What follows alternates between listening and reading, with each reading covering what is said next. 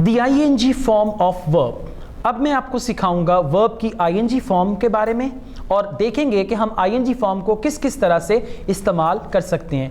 हालांकि मैं आपको वर्ब की आईएनजी फॉर्म का पहले भी बता चुका हूं, जब हमने पार्ट्स ऑफ स्पीच किए तो वहां पे हमने वर्ब्स को भी टच किया, लेकिन इसके बावजूद और इसके बाद जब हमने टेंसेस किए तो वहां भी मैंने आपको बताया कि हम वर्ब की आईएनजी फॉर्म को कैसे इस्तेमाल करते हैं। लेकिन इसके अलावा कुछ ऐसे इस्तेमाल हैं वर्ब की आईएनजी फॉर्म के जो मैं आपको बताना या सिखाना ज़रूरी समझता हूँ। The ING form can be used like a noun.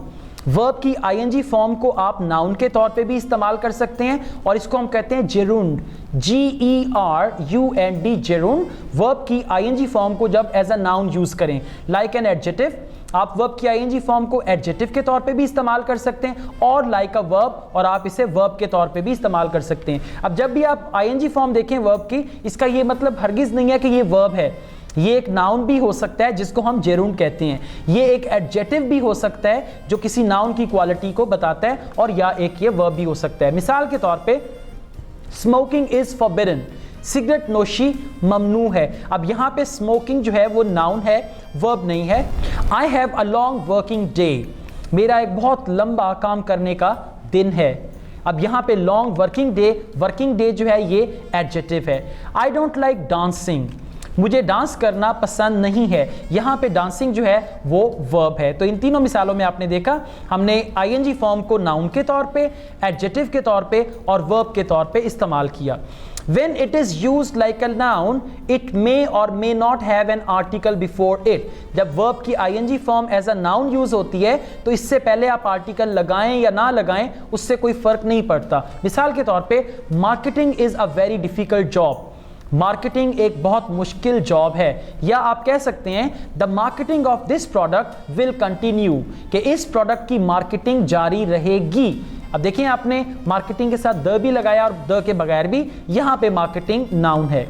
It can also be part of a noun phrase, यानी आप एक नाउन फ्रेज बनाते हैं, उसका हिस्सा भी वर्ब की आईएनजी फॉर्म हो सकती है, उसको आप एज अ नाउन यूज करेंगे। मिसाल के तौर पे speaking to an audience is always stressful, कि ऑडियंस से बात करना हमेशा दबाव का शिकार आपको कर दे। Swimming after work is very relaxing, काम के बाद स्विमिंग जो है वो बहुत रिलैक्सिंग है। अब इस जुमले में दो आईएनजी फॉर्म्स हैं। फर्स्ट है स्विमिंग, स्विमिंग हमारा नाउन है, और स्विमिंग आफ्टर जो है वो नाउन फ्रेज है, और उसके बाद है रिलैक्सिंग जो कि हमारा वर्ब है ING form. In formal English, we would use a possessive with the ing form. Formal English में हम ing form के साथ possessive भी इस्तेमाल करेंगे।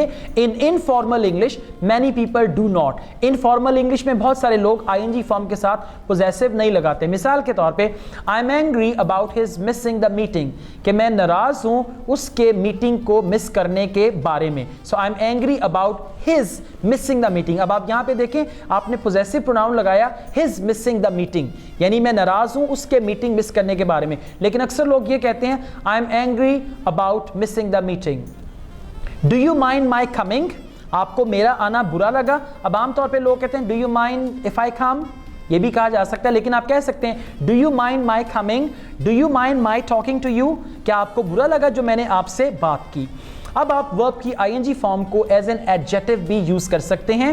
The ING form can be used before a noun, और ये क्या करेगी, नाउन को क्वालिफाई करेगी। I attended a welcoming party at the airport, मैंने एयरपोर्ट पे एक वेलकमिंग पार्टी अटेंड की। Let's go to the meeting room, चलो मीटिंग रूम में चलें। अब यहाँ पे आप देख सकते हैं मीटिंग रूम हमारा नाउन है, मीटिंग जो है वो यहाँ पे आईएनजी फॉर्म है, लेकिन हम इसे एडजेक्टिव के तौर पे यूज कर रहे हैं। बिल्कुल इसी तरह पिछले सेंटेंस में वेलकमिंग पार्टी में वेलकमिंग जो था वो हमारा आईएनजी फॉर्म थी, लेकिन हमने उसको एज एन एडजेक्टिव यूज किया। The ing form is used after prepositions. आप ing फॉर्म को preposition के बाद भी यूज कर सकते हैं। मिसाल के तौर पे before leaving, जाने से पहले, you need to speak to Sarah, जाने से पहले आपको सारा से बात करने की जरूरत है। अब आप कह सकते हैं before leaving, before coming, before eating. For example आप कहते हैं ना before eating you must wash your hands, खाने से पहले आपको जरूर अपने हाथ धोने चाहिए। After discussing it with her I've changed my mind, इसको उससे डिस्कस करने के बाद मैंने अपना जहन बदल लिया है। अब देखें आफ्टर के बाद आपने आईएनजी फॉर्म को यूज किया प्रेपोजिशन के बाद। Instead of sleeping the whole day, सारा दिन सोने की बजाय डू सम वर्क, कुछ काम करो। अब देखें इंस्टेड ऑफ के बाद भी आपने आईएनजी फॉर्म को यूज किया। इंस्टेड जो है वो प्रेपोजिशन है और स्लीपिंग वर्ब की आईएनजी फॉर्म है। Notice that when to is used as a preposition, it is followed the ing form.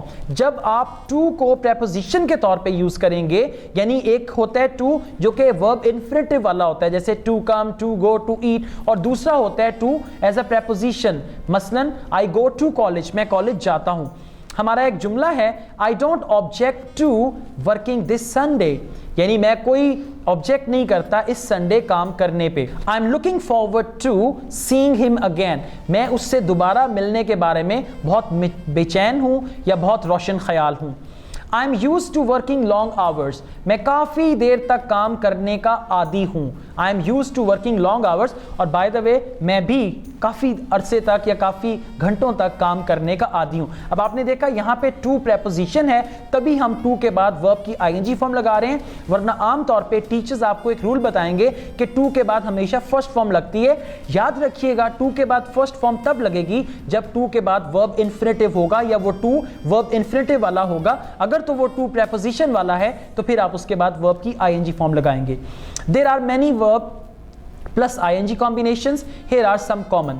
I admit telling her, मैं मानता हूं उसको बताना, यानी मैं मानता हूं, ये इकरार करता हूं कि मैंने उसे बताया। I appreciate having the race, मैं बहुत तारीफ करता हूं, अप्रिशिएट करता हूं तनख्वाह बढ़ने को। I avoid speaking to him, मैं उससे बात करने को अवॉइड करता हूं या मैं उससे बात करने से कतराता हूं। I consider blowing your nose in public to be wrong, मैं कंसीडर करता हूं कि आप लोगों के सामने अपनी जो नाक साफ करते हैं वो गलत है। राइट, ब्लो द नोज कहते हैं नाक साफ करना। I delayed coming until the last possible moment, मैंने अपने आने को डिले कर दिया until the last possible moment, आखिरी पॉसिबल लम्हे तक। ही डिनाइड टेलिंग हर, उसने उसको बताने से इनकार कर दिया। आई डिटेस्ट, डिटेस्ट कहते हैं नफरत करना। आई डिटेस्ट गोइंग टू पार्टीज, मुझे पार्टीज में जाने से नफरत है या मैं पार्टीज में जाने से नफरत करता हूँ। आई एंजॉय डांसिंग, मैं डांस करने को इंजॉय करता हूँ। I feel like having a party, मेरा पार्टी करने को दिल चाहता है। I finished writing the report, मैंने रिपोर्ट लिखना खत्म कर दिया है। बिल्कुल इसी तरह I have given up going to the gym, मैंने जिम जाना छोड़ दिया है। गिव अप कहते हैं तर्क कर देना, खत्म कर देना। I have given up going to the gym. Some verbs can be followed by either the infinitive or ing form but with different meanings। अब कुछ verbs ऐसे हैं जिसके बाद आप या तो infinitive लगा सकते हैं, infinitive से मुराद है to form of the verb, या फिर आप वहां पे ing form लगा सकते हैं। Here are some common ones। I stopped smoking last month, पिछले माह मैंने सिगरेट पीना छोड़ दिया। इसका मतलब है आई नो लॉन्गर स्मोक, मजीद मैं सिगरेट नहीं पीता। इसी तरह अगर मैं कहूँ I stop to smoke a cigarette, मैं सिगरेट पीते हुए रुक गया, यानी मैं सिगरेट पी रहा था। इसका मतलब है I stop what I was doing and then again had a cigarette. I stop to smoke a cigarette, मैं सिगरेट पीते हुए रुक गया क्योंकि मेरे डैड आ गए और फिर मैंने बाद में दोबारा सिगरेट लगा लिया। लेकिन याद रखिएगा मैं सिगरेट नहीं पीता। Some verbs can be followed by either the infinitive और ing form। कुछ verbs हैं जिसके बाद आप infinitive भी लगा सकते हैं या आप ing form। मिसाल के तौर पे I love to go shopping भी ठीक है, यानी मैं शॉपिंग पे जाना बहुत अच्छा लगता है। I love going shopping ये भी ठीक है। I am afraid to fly, मुझे उड़ने से डर लगता है। I am afraid of flying, मुझे उड़ने से डर लगता है। अब आप खुद नहीं उड़ सकते हवाई जहाज में सफ़र करने से। I started to learn English 5 years ago, 5 साल पहले मैंने इंग्लिश सीखना शुरू की। I started learning English 5 years ago, मैंने 5 साल पहले इंग्लिश सीखना शुरू की। अब इन दोनों जुमलों का मतलब एक ही है। ये थी वर्ब की ing फॉर्म और इसके इस्तेमालात। आपने देखा कि वर्ब की ing फॉर्म को किस तरह हमने वर्ब के तौर पे इस्तेमाल किया, किस तरह हमने नाउन के तौर पे इस्तेमाल किया और किस तरह हमने इसको एडजेक्टिव के तौर पे इस्तेमाल किया। Thank you.